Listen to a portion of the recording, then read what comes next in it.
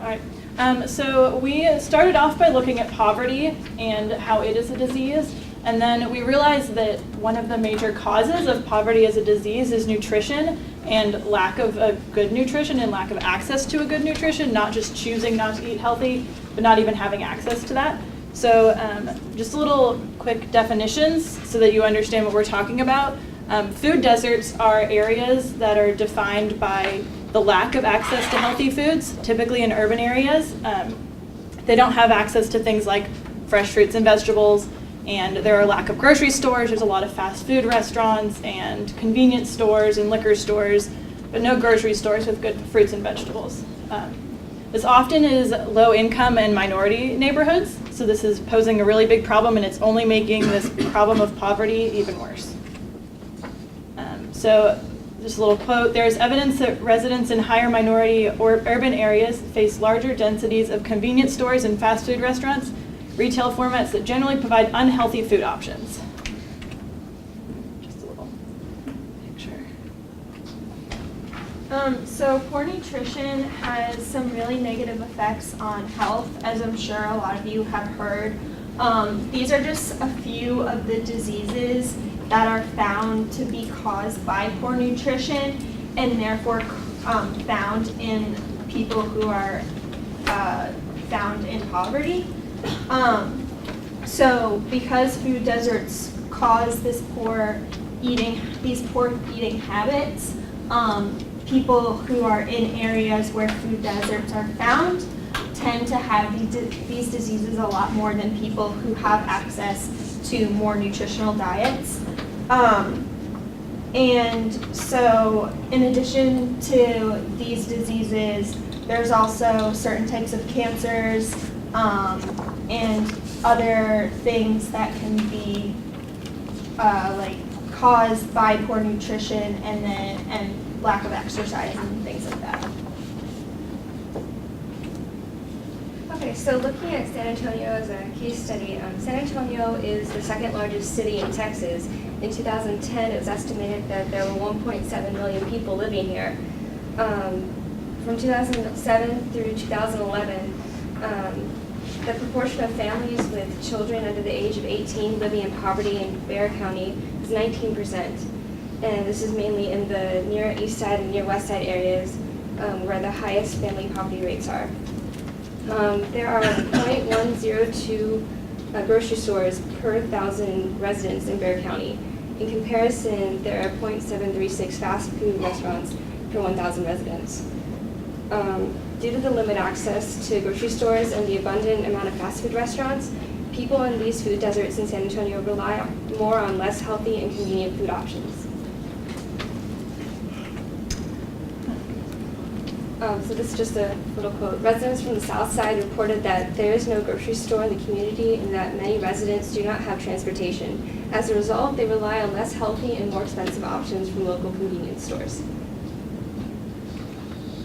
So we have some graphs just to kind of give you an idea of how this income and low-income families have a problem with diet. So by income level, percentage with fruit and vegetable intake of less than 5 times a day. So you can see that the less money they make, the less fruits and vegetables they're going to eat. This one shows you just a little graph of Bexar County specifically and the amount of obesity that there is in San Antonio. And you can see that, and it's kind of hard to see because it's small, but the red dots are the most high percentages. So they're very centralized in the center of San Antonio and not in the outskirts. This is the same graph in a different way. This one shows a graph of food insecurity. So families who might not know where their next meal is going to come from, and food deserts, so they're very correlated. Poverty, food deserts seem to come together. So we have a number of solutions that we propose.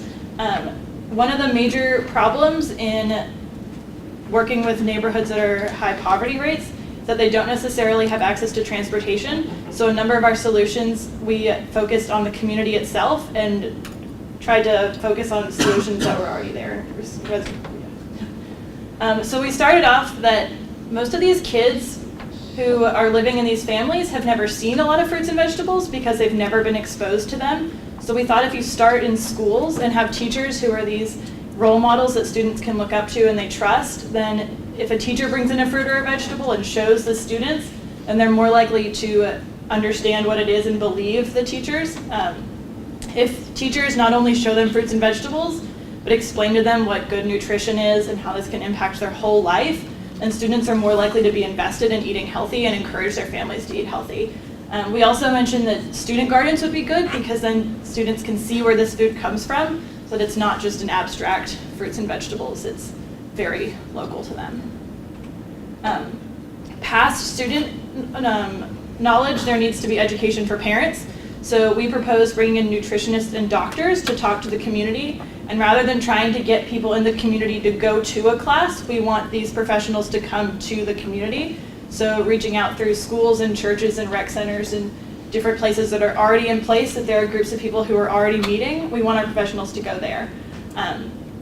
Part of the problem is that even if they have access to these fruits and vegetables, they don't necessarily know what to do with them, and you're not just gonna, eat raw vegetables all the time. So we propose teaching them how to cook things and providing cooking classes and recipes so that once families get access to these fruits and vegetables, then they actually know what to do with them. We also propose to have a community garden or multiple community gardens throughout the food deserts in San Antonio. Community gardens help, similarly to the education, help get the actual people of the community involved, and they're more invested because they've helped grow these foods, and so they're more likely to eat them. They know where they come from.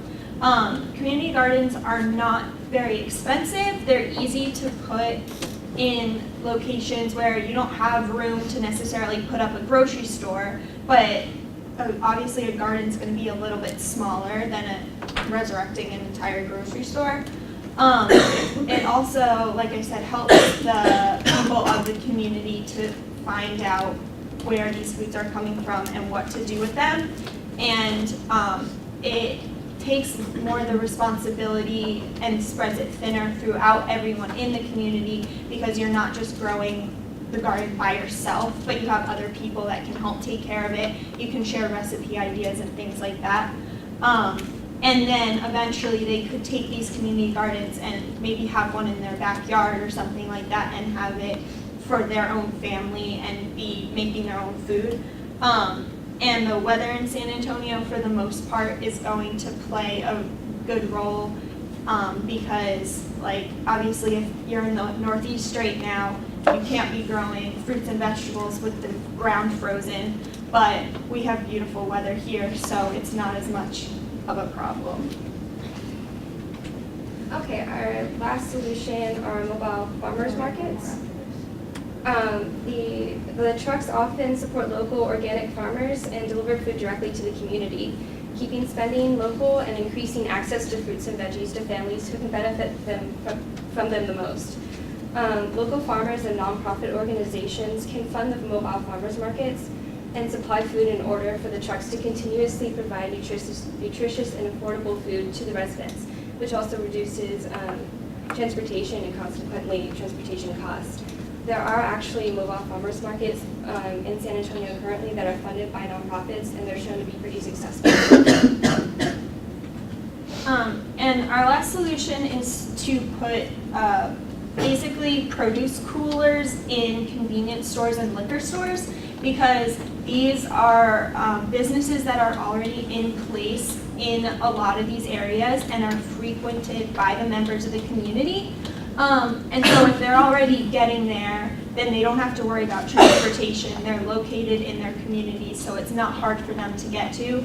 And it cuts down on time, because if these coolers are already in places that they're going, they don't have to go to a different store that they're not already going to get the resources and the produce that they need.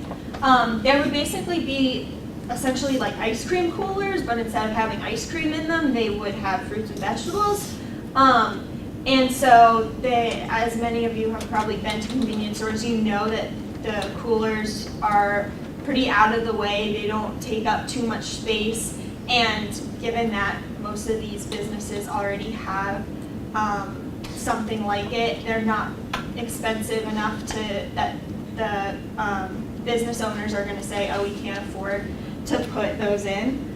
And there would also be recipe cards attached to those with cultural kind of recipes, because people aren't going to eat foods that aren't necessarily related to their culture. So if we have the recipes on there to help people learn how to prepare these foods, and using ones that they know and are familiar with because they're cultural, then we think that it'll be more successful.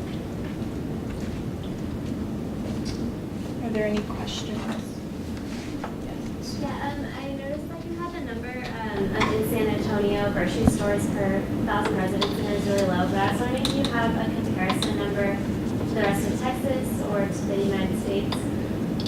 What we did find was about 52% of the fast food restaurants within San Antonio are about the same as Texas overall. I'm not sure about grocery stores. I'd have to go and look that up for you, but I gather it's pretty different.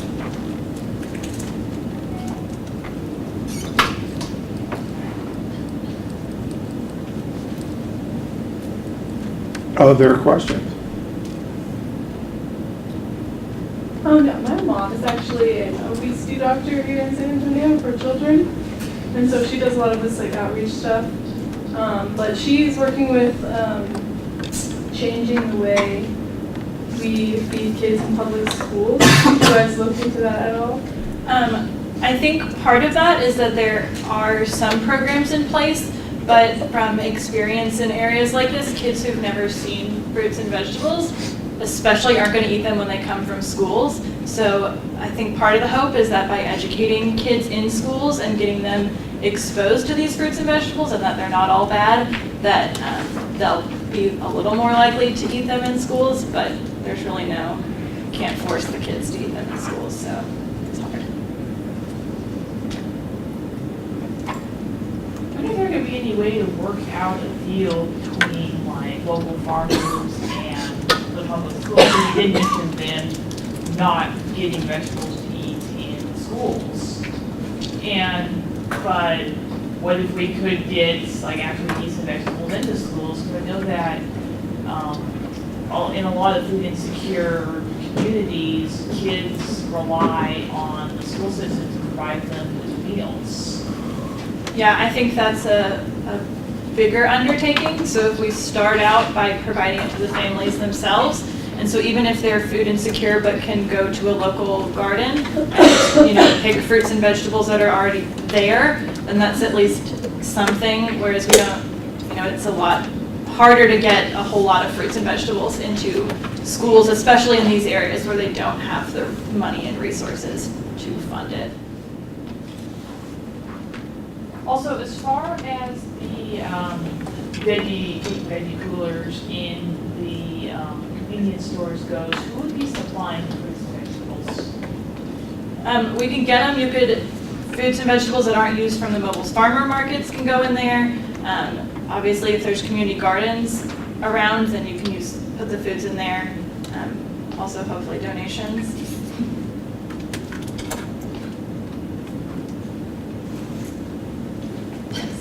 Several of your suggestions are spot on, so thank you for sleuthing that out. There's something that you may not be aware of.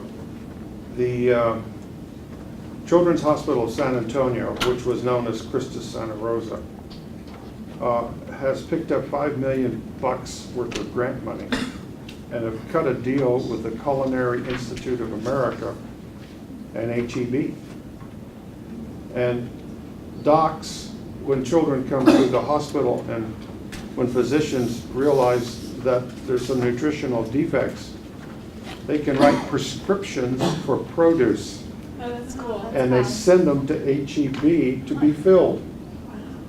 Woo! Isn't that a cute idea? I like that. Also, the Culinary Institute has been figuring out how to develop low-cal meals. Like, can you cook with food options that have fewer calories yet still taste as good or better than what many people, in other words, let's get rid of the lard and see if we can't substitute.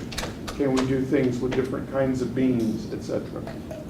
So here we have a hospital with its full weight and authority. Here we have HEB with its full weight and authority. The Culinary Institute, which is no lightweight, and they brought them all together in some of the same ways that you've just been advocating. This program was started on June the 4th last year. I'll send you the link so you can see it. It's Dr. Gilger, who has a daughter who has a Trinity degree. He's the physician-in-chief of the hospital down there. And he was, it was unknown to me until he sat down and told me what was going on. That's cool. Thank you. I remember reading about an initiative somewhere in the U.S., I don't think it was in Texas, it was in another state, where they were working toward people not only being able to use SNAP or food stamp benefits at the farmer's market, but actually being able to get more food at a farmer's market than they would at a store using SNAP benefits. So, I'll have to look that up. Thank you. yeah. Time's up. Thank you. Thank you.